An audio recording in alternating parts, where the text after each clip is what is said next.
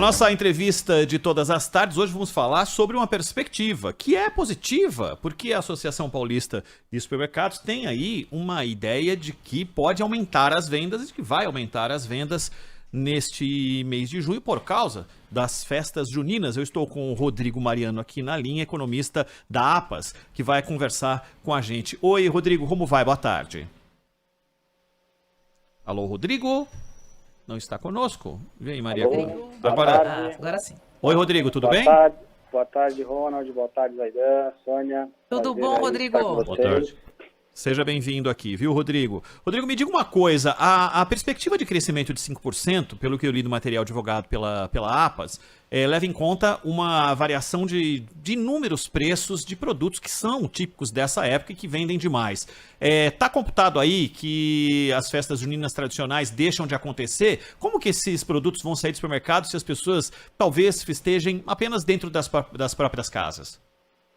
Muito bem, Ronald. A expectativa do setor é de um crescimento, né, em relação a 2020, muito pelo fator justamente das pessoas estarem em suas residências, né? E quando a gente fala da residência, o abastecimento é quase que sua totalidade feita através dos supermercados. Então, ao ir a uma festa, por exemplo, como tradicionalmente íamos, né, nas festas de igreja, nos grandes clubes, ao não ter esse tipo de evento por conta do isolamento, nós temos aí, então, a volta dos consumidores para o lar, então, provavelmente, serão abastecidos aí através dos supermercados. E, por isso, então, a expectativa de aumento nas vendas do setor para este ano. Rodrigo, recentemente eu fiz uma reportagem falando que esse aquecimento ele está impactando também na contratação de funcionários temporários. Eu queria ver com vocês da APAS se isso realmente confere, porque as pessoas estão olhando lá os mapas do emprego, né, a todo momento, e parece que tem surgido oportunidades por todo o Brasil, não só em São Paulo. O que você diz disso? Justamente no estado de São Paulo e no Brasil nós temos identificado aí o crescimento nas vagas de emprego, né?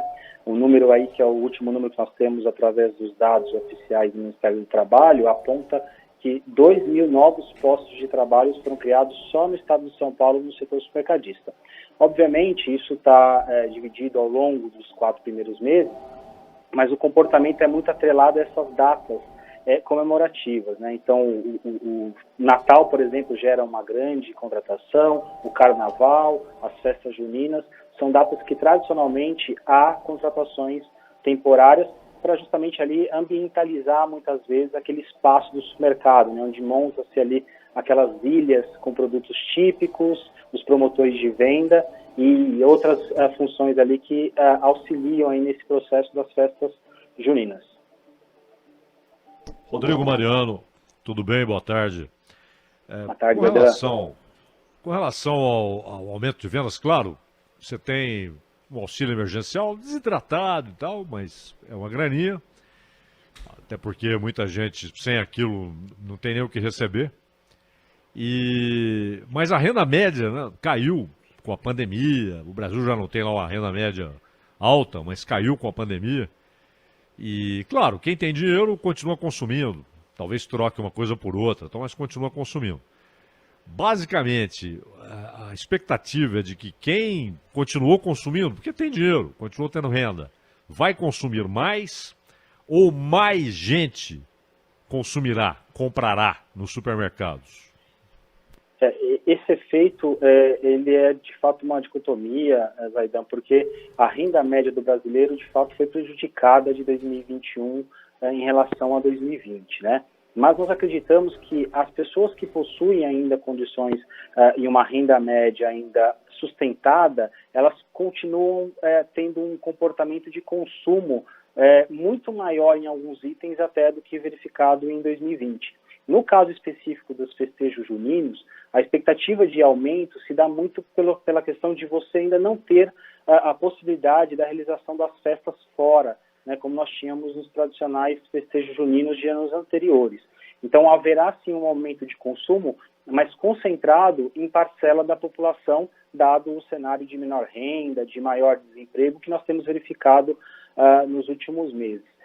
Embora o auxílio emergencial de fato, ele tenha um impacto menor do que foi o ano passado, né? Nós estamos falando de 300 bilhões em 2020 contra 44 bilhões nessa primeira fase do auxílio, que foi estendida e provavelmente entrarão mais 44, mas a soma desses dois auxílios de 2021 somam 88 bilhões contra 300 bilhões de 2020. Então, obviamente, é um pouco mais desidratado, mas ele ainda sustenta algum tipo de consumo das faixas de rendas mais baixas. Quer dizer, basicamente, quem continuou consumindo, consegue continuar consumindo, comprando e tal, vai comprar um pouco mais, né? E porque é interessante, porque além do fato de ter havido uma queda na renda, houve um aumento da inflação. Claro que algumas coisas são sazonais, né? Sobem num período, depois voltam a ter uma redução de preço e tal, mas no geral o consumidor tem percebido no supermercado, na farmácia, na padaria, em qualquer lugar ele tem percebido que os preços estão mais altos e a renda caiu. Ou seja, o pé de moleque provavelmente vai ser comprado por quem já estava gastando porque mantém o nível de renda. Quem está ali com auxílio emergencial vai comprar o arroz, é isso? É interessante essa informação para trazer justamente esse conhecimento, né, da inflação do momento, que de fato está bem elevado em relação a 2020, né, os dados aí do IBGE, o próprio dado de índice de preços dos supermercados da APAS mostra um aumento bem expressivo em alguns itens, mas pegando especificamente o item junino, vou fazer aqui duas observações, né? O caso do milho, por exemplo, tem um aumento muito elevado em relação a 2020, né? Por ser uma commodity e cotado no mercado internacional, o preço se elevou muito de 2020 para 2021. Então, esse é um item que ele, por si só, faz parcela importante aí dos festejos juninos, né? Ele é insumo para demais produtos. Ele é um item que subiu de preço. Porém, o amendoim e seus derivados, no caso a paçoca, o pé de moleque, teve os preços reduzidos, né? Nós tivemos uma boa safra do amendoim, né? Parcela importante do amendoim é produzido no estado de São Paulo e a safra desse ano foi muito boa, o que deixou os preços mais comportados. Então, por um lado, eu tenho aí aumento expressivo no milho, por outro lado, eu tenho um comportamento moderado de preços no amendoim ou até redução. Então, vai aí do consumidor, né, buscar pesquisas de preços em primeiro lugar e a troca de alguns itens mais caros por itens que tenham aí um comportamento mais estável de preços de 2020 para 2021.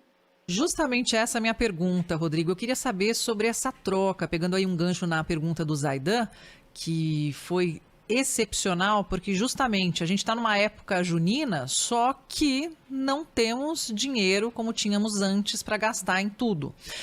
Alguns vilões da inflação, como a carne, né, as pessoas estão buscando substituição, e você citou o milho, né, que é uma commodity, foi citado a paçoca, o pé de moleque. Quais são os produtos dentro dessa cesta junina, vamos dizer assim, que as pessoas estão substituindo para não deixar a data passar em branco, mas ao mesmo tempo não apertar o orçamento? Muito bem. Como eu falei, o milho teve um aumento bem expressivo, mas quando a gente olha, por exemplo, o milho verde, né, que é um dos itens aí que é bem consumido, ele teve um comportamento mais moderado de preços, então ele é uma alternativa, né? Como eu comentei, o amendoim e seus derivados também o caso da paçoca, né? As pesquisas de preços mostram uma queda de 10% de redução de preços na paçoca de 2020 para 2021. Então, o consumidor estar atento a essa mudança, a essas possíveis trocas que ele pode fazer na sua composição de compra dos itens juninos é muito importante. Então, dois itens importantes aí na hora da escolha é buscar, sim, essa criatividade na troca dos itens, né, itens mais em conta para o consumidor, e também a pesquisa de preços, né, embora o momento seja de restrição da circulação, uma pesquisa de preços online, isso ajuda o consumidor a compor melhor a sua cesta de consumo e não deixar de comemorar esse festejo que é tão tradicional no Brasil e em São Paulo também. E você falou em restrição de circulação, Rodrigo.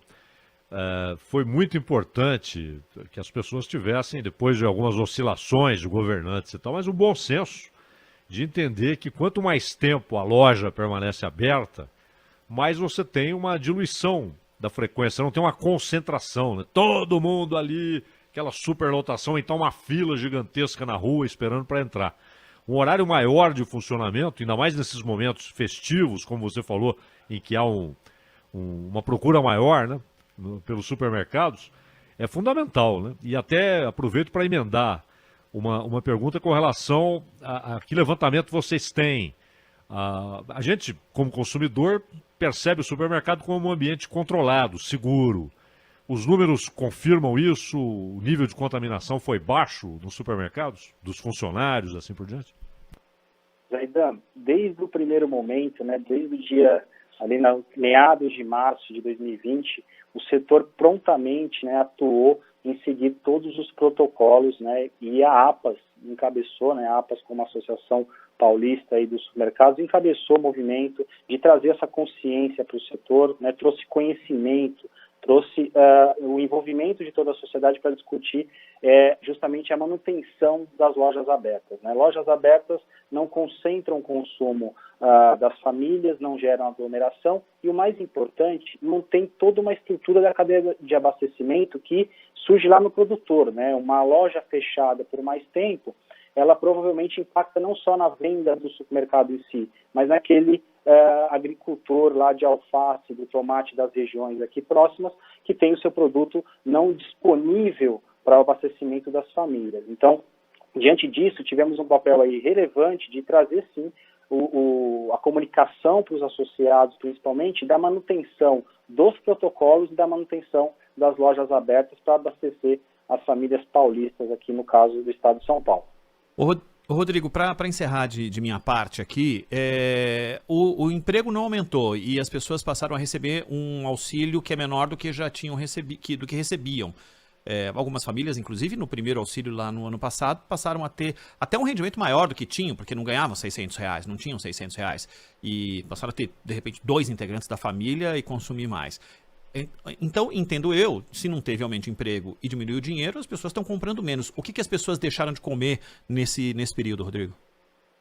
Nesse período, basicamente, os dados apontam, Ronald, de que nós tivemos uma troca de alguns produtos, principalmente das proteínas animais, né? Nós tivemos um consumo menor, por exemplo, de carne bovina, de carne suína, de aves, né? Carne bovina, pela primeira vez em 25 anos, né, de uma pesquisa que temos aqui no Brasil, aponta queda no consumo per capita de carne. Nós diminuímos 1 quilo de carne em 2020 no consumo das famílias brasileiras, né? E justamente por conta da inflação mais elevada. E o consumidor, diante disso, trocou muitas vezes ali a proteína animal bovina por uma ave, por algum item que tivesse um comportamento de preços um pouco mais estável. Então, esse é o tipo de comportamento que o consumidor tem tido aí, dado o desafio da renda menor.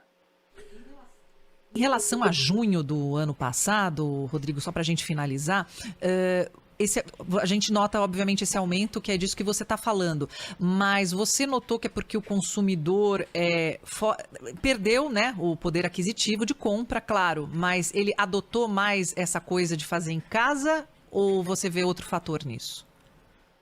Não, o fator de consumo em casa favoreceu o abastecimento, né, do setor mercadista, mas a troca de consumo vem muito por questões da inflação. A inflação maior e a renda menor faz com que o consumidor busque mais opções, busque troca de produtos, o que é tradicional, né, no comportamento de cenário inflacionário, como nós já tivemos aí em cenários recentes, na última década. Em alguns momentos que a inflação aumenta e a renda diminui, o consumidor corre e busca ali equilibrar isso com troca de produtos, e geralmente isso é trocado uma proteína ali animal por uma outra, para que compõe ali no final do mês o consumo das famílias de acordo com o seu orçamento familiar. Rodrigo Mariano, economista da Associação Paulista de Supermercados. Rodrigo, muito obrigado pela tua atenção aí com a Rádio Bandeirantes. Até uma próxima. Obrigada, Rodrigo. Obrigado, boa tarde a todos. Boa tarde, Boa tarde, Rodrigo. Valeu. Bandeirantes acontece.